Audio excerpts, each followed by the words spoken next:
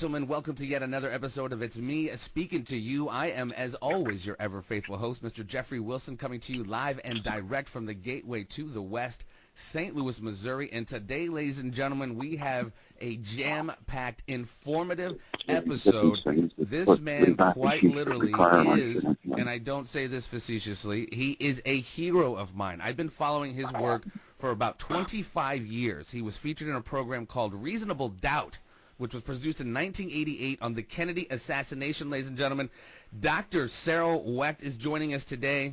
This gentleman is the president of the American Academy of Forensic Science, the head of the American College of Legal Medicine. He served on the U.S. House of Representatives House Select Committee on Assassinations, and he was recently portrayed by Albert Brooks in the film Concussion. Dr. Wecht, thank you so very much. I know you're busy, sir. Thank you for your time.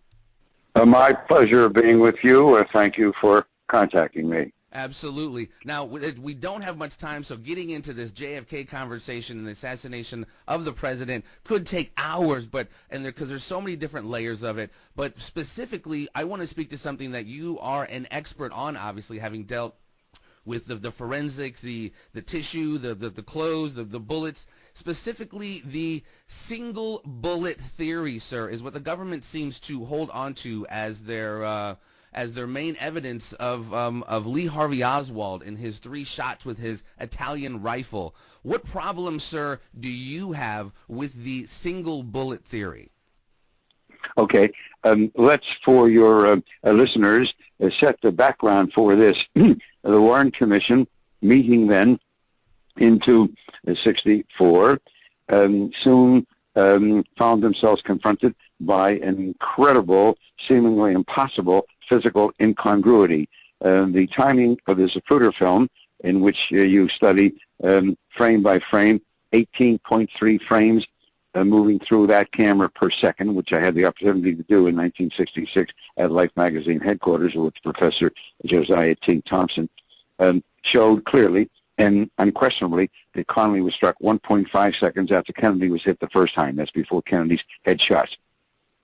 Then they got the Mannlicher Carcano, this non-automatic carbine, the most inferior weapon of its genre anywhere in the world, according to all long gun experts. And they got the best experts they could find. Lee Harvey Oswald was not an expert, so they got the best experts, and they had them shoot at targets, not moving targets, not counting accuracy, but just determining how long does it take to shoot, unload, reload, and shoot again, 2.3 seconds. Well, there you were. Meantime, Oswald's dead. J. Edgar Hoover has told the world that the case is all over, so how do you deal with that? Arlen Specter, later to become senior U.S. Senator from Pennsylvania, at that time junior legal counsel for the commission, he came up with the idea of a single bullet theory. What if one bullet went through Kennedy and then into Connally and produced all those wounds? So that is the single bullet theory, one bullet producing 7 wounds into Kennedy's back, out through his throat, into Connally's back, out from the front of his chest, into the back of his wrist, out the front of his wrist, and then into his left thigh.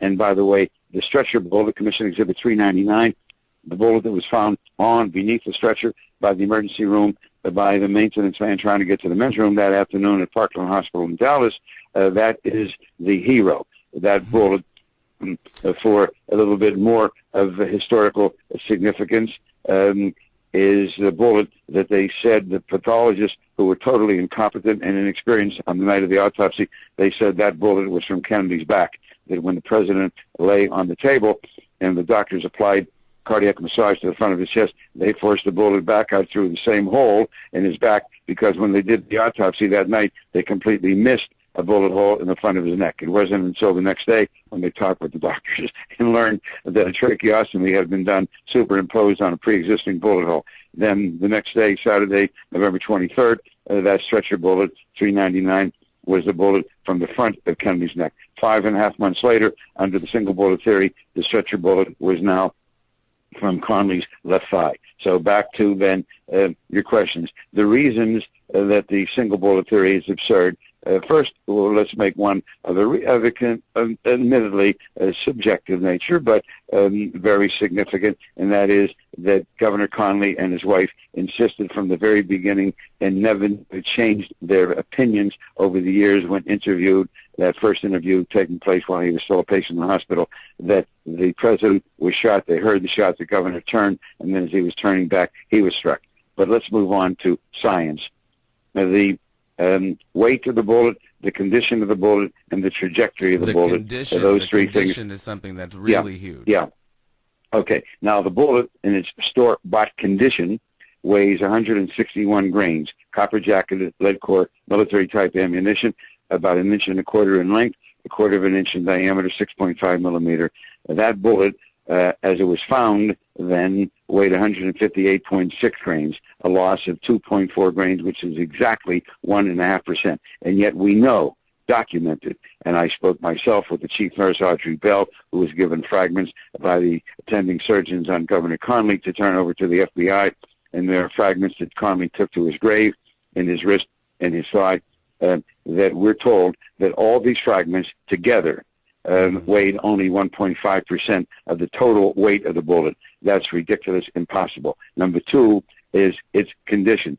The bullet not only produced 7 wounds going through these two gentlemen, but broke and destroyed 4 inches of Governor Connolly's right fifth rib, produced a comminuted, which means a fragmented fracture of the distal end of the radius. The people who are not doctors don't know, the radius, one of the 2 bones from the elbow to the wrist, broadens as it comes into the wrist, aligning with the 8 small bones of the wrist. It doesn't get smaller, it gets bigger. Well, and John something Connolly was else in the wrist, you had mentioned in the dissecting all of that and separating the 2 shots. Connolly was holding his hat, which was done. Well, I'm going to get to that next. That's the trajectory. Let's stick with the condition of the bullet for a moment. Okay. So this bullet breaking 2 bones in a large boned gentleman like John Connolly, we're told, was completely intact. When you see the pictures, and these aren't Wecht's pictures, these are the government's pictures, the bullet is near pristine. The only deformation is at the base of the bullet, and that's from the impact of the firing mechanism. The copper jacket is completely intact, and yet we're told that it broke significantly, destroying, as I've said, 4 to 5 inches of one of Governor Connolly's ribs. So and that's this has the never second been reason. replicated, right? Of the government, nobody's ever been able to replicate this. I'm gonna get to that then, to wrap it up on the replication attempt. Sure, no, it's okay. But let me just finish. The third reason is the trajectory, and I've done this 1,000 times. Every time I speak to a group, whoever they may be, I get 2 people from the audience. I put them in chairs. You're the president and you're the governor, and 30 inches, 2.5 feet separates the president's chest from the governor's back. And then you show, as they're sitting, the governor directly in front of the president. The bullet comes into Kennedy's back, exits from the front of his neck. To begin with, by the way, the bullet has an upward trajectory of 11 degrees. And this is confirmed unanimously by the forensic pathology panel, of which I was a member, the radiology panel of the House Select Committee. That bullet moving upwards, having been fired from the 6th floor window, hitting the president in the back, somehow moves upward. Okay? So it's coming out of his neck. And then I show, with 2 people sitting there, the bullet is moving forward, it's moving to the left, and it's moving downward. It has to, having been fired from the school book depository 6th floor window. And yet the bullet in midair turns about 18 inches to the right, goes over, and hits Connolly behind the right armpit. Doesn't strike Connolly grazingly across the left shoulder or the left side of his back. It hits him behind the right armpit.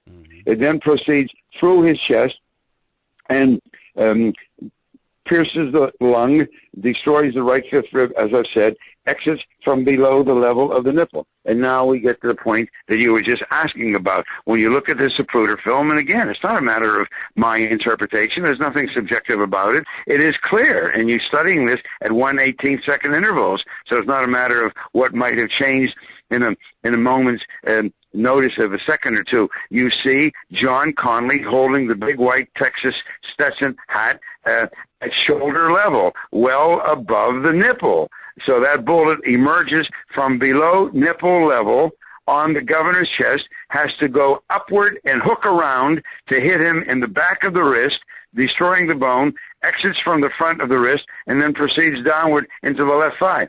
The angle of declination through the governor's chest is about 27 degrees. The angle of declination from wrist to thigh is 45 degrees. So it changes course vertically, horizontally, and so on. Now, that is an absolute impossibility. Mm-hmm. And so there you are, weight, condition, and trajectory. There is no way in the world. Now, you also ask about attempts to replicate. Sure, the government realized they had a problem, and somebody on the Warren Commission said, hey, can Ebola do this? Let's try and see. And so they went and they shot. They had 3 targets lined up, cotton wadding, shoot bullets into cotton wadding so that there will be no deformation. You want to see what the bullet looks like having come out of the gun. Number 2, they shot through goat carcasses that were lined up so the bullet would break one rib of a goat to simulate Conley's rib fracture. And then they got human cadavers, and they shot through the wrist into the radius to simulate Conley's wrist fracture. And this is my favorite slide. I always say when I talk about this, if God came to me and said, you have to give up every single thing you own, and I mean everything, I'm going to allow you to keep one thing. And I don't mean one thing in a category or in a volume. I literally mean one thing, one piece of paper, one slide, whatever it is. This is the one that I hold on to, and it is not mine. It is from the government. They have the lineup. They selected the bullets that they wanted to from the multiple shots fired into those 3 different objectives: cotton wadding, goat carcasses, and human cadaver wrist. And there you see it. There you see it. And I have so much fun when I do this.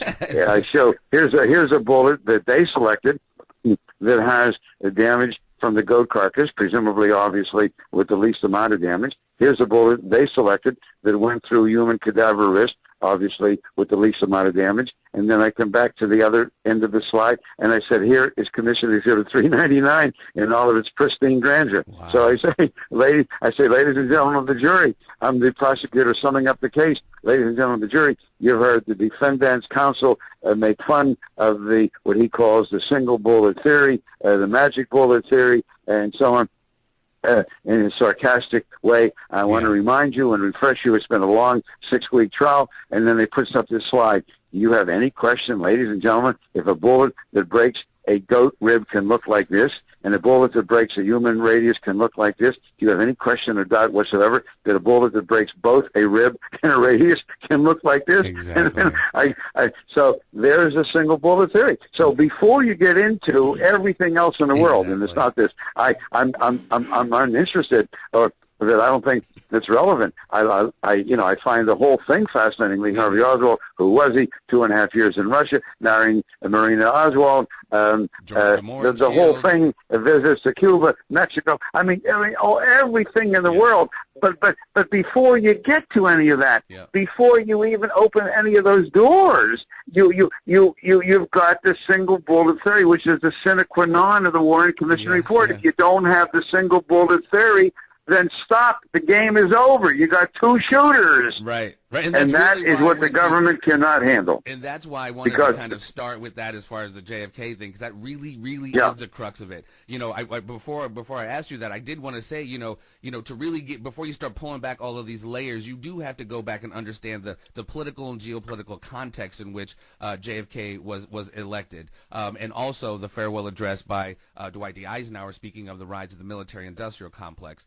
Right. The firing of Allen Dulles, the firing of Richard Bissell, the firing of Charles Cabell, which is no accident because Earl Cabell was the mayor of Dallas at the time. None of these things are accidents, and it is, of course, circumstantial. But what you're talking about is not. You're talking about in the history of ballistics, can these things have ever happened? And it's almost kind of like the 9/11. Never in the history of buildings do buildings fall from fire, but that day 3 did. One thing I didn't know, sir. I was watching one of your videos the other day. I did not know Kennedy was hit twice in the head. I thought it was one shot. that blew his head up. You say you assert that there's 2 shots that hit him. Well, the official version is, of course, that he was struck one time. My version, and that of the top critic researchers, physician specialists, David Mantik, a radiologist, Dr. Gary Aguilar, and many others who have studied this, clearly show, in my opinion, that he was struck in synchronized fashion twice in the head. One shot from the rear and one shot from the right front side behind the picket fence on the grassy knoll. But the official version has him being hit in the head one time. But the head wounds are another matter. We haven't talked about that. The head wounds and the reconstruction, in my opinion, clearly show. And in that regard, let me make a point that is amazingly was ignored by the Warren Commission, and that is that every physician who attended the president there at Parkland Hospital that day talked about the wound in the back of the head, every single one of them. And a neurosurgeon of great note, of prominence, was there, and he talked about the cerebellum, which is at the inferior posterior portion of the brain, separate from the cerebral hemispheres. The cerebellum had been damaged. And yet that night at the autopsy, the pathologist, they have the back of the head intact, and they have no damage whatsoever to the cerebellum. Now, who do you believe? Top surgeons and emergency room people, and one of them continued to talk out about this, and we had him live on our program here in Pittsburgh when we had the 50th anniversary program. Dr. McClellan, he says unequivocally that the back of the head was shattered and the cerebellum was damaged. So who do you believe? It's something that what you're speaking of was written very articulately and very comprehensively in a book by Dr. David Lipton, where he pretty much talks about what you're talking about, the reconstruction, the shady autopsy, the switching possibly of the bodies in Air Force One. One thing that was quoted in his book, 2 FBI people were quoted as saying it was, quote unquote, apparent that surgery to the area of the head had been performed before the autopsy started, and that's from an FBI man. And that's really, and that's the best evidence, as they say, is the body, and this is what they're using to kind of tell the tale. If you alter the body, then you're altering the tale. That's so very huge, obviously. Yeah, well, it is, and that's a whole other issue. Not everybody agrees with David Lipton about surgery being performed. It's not so easy to do surgery, to change bullet holes. David, he is entitled to his opinion. He has no forensic pathology knowledge or plastic surgery. You don't just change bullet holes so easily. It's not like, doing a little bit of plastic surgery on somebody. But that's another matter. But I can tell you from a pathological, neuroanatomical, radiological standpoint, there's no question that the president was hit in the head twice.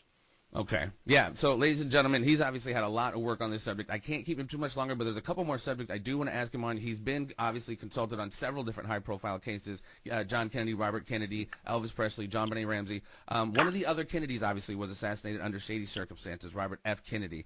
Obviously, Sirhan was charged and convicted of the crime. One of the huge things, and I, of course, have been studying this since I was a kid as well and did even a speech in college and such, one of the huge parts of this, again, is the ballistic and physical evidence.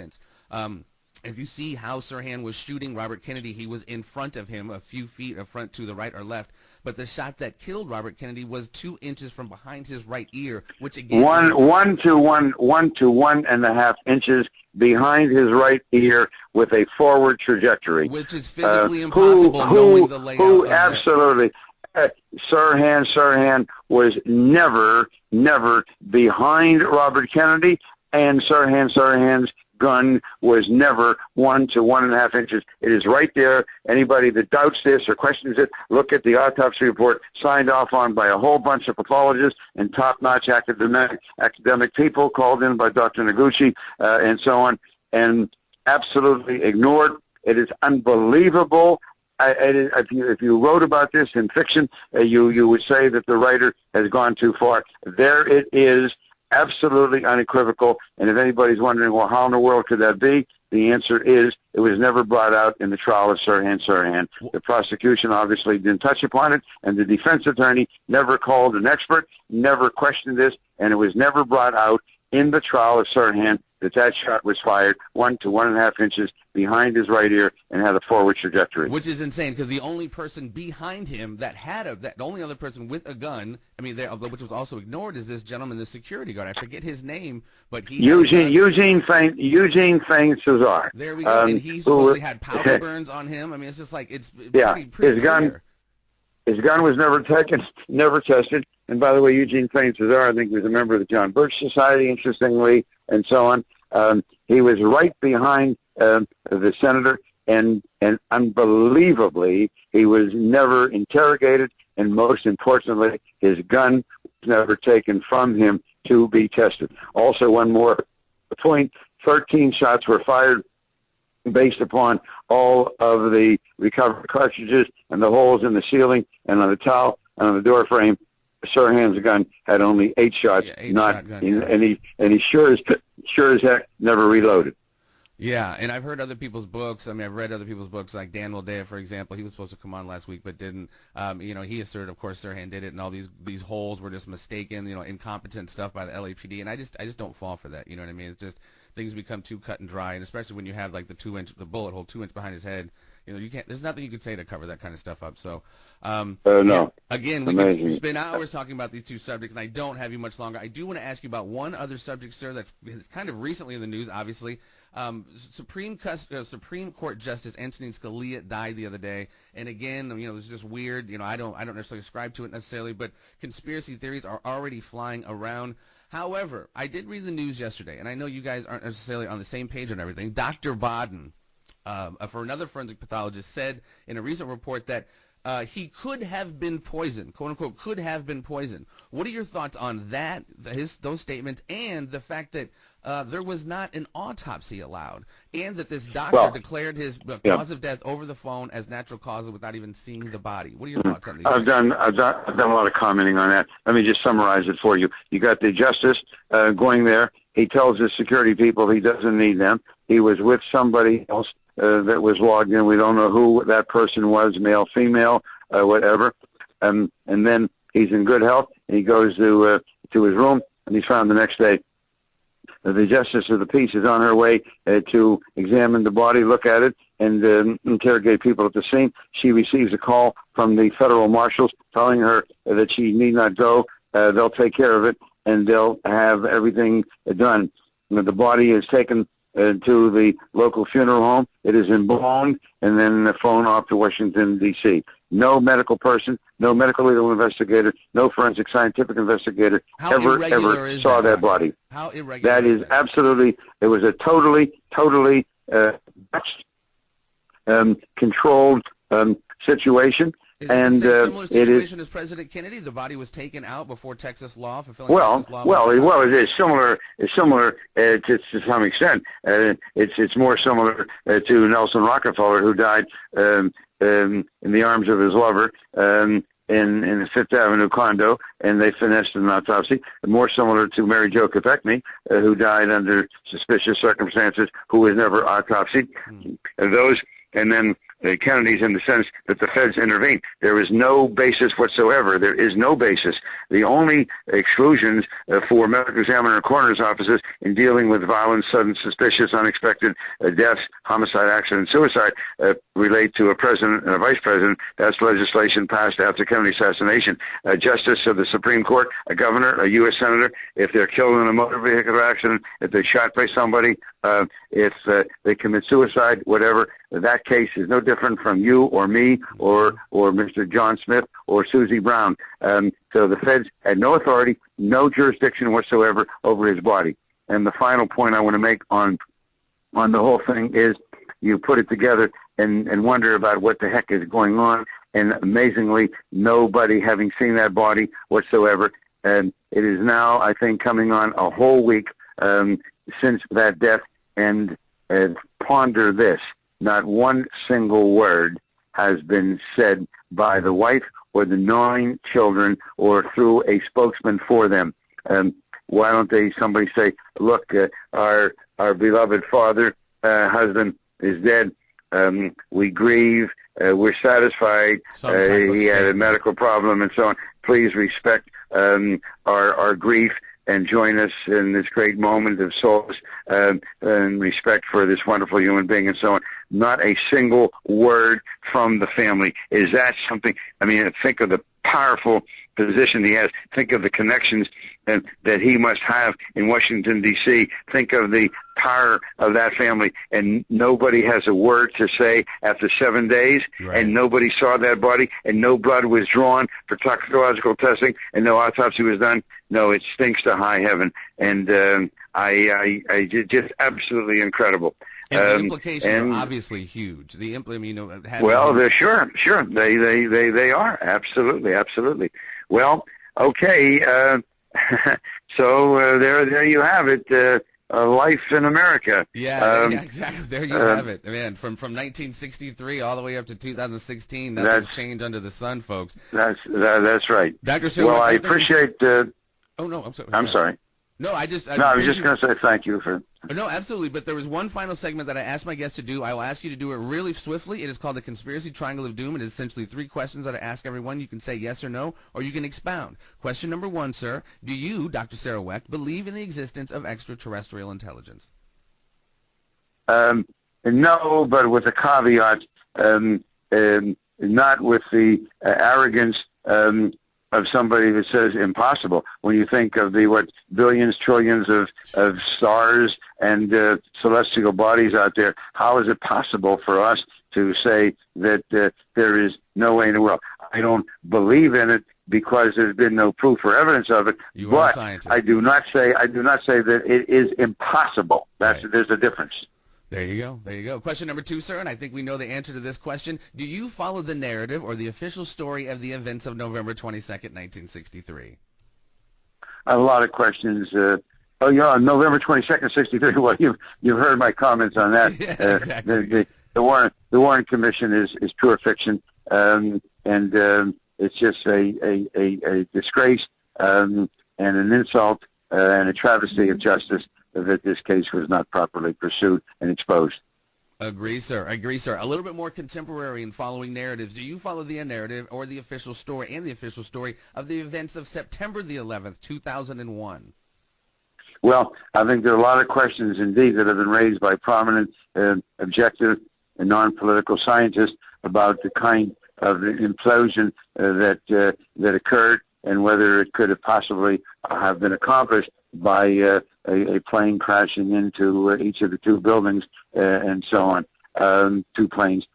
So I have some questions there, and I think that the full investigation was perhaps not conducted, and not everything has been disclosed. I do agree, sir. I do agree. Again, sir, thank you so very much. All right, thank you. Time. Thank you. You've been my hero. Continued success. This has been Dr. Cyril Wecht, ladies and gentlemen. Thank you again, sir. Thank you. All right, a pleasure. Thank you. All right, nice talking to you. Absolutely. This has been me speaking to you, ladies and gentlemen, with Dr. Cyril Wecht. Everybody take care. Thank you. Bye-bye. Thank you for listening to It's Me Speaking to You. Please spread the word and subscribe to the YouTube channel, and stay tuned for more conversations with a variety of guests on a variety of subjects.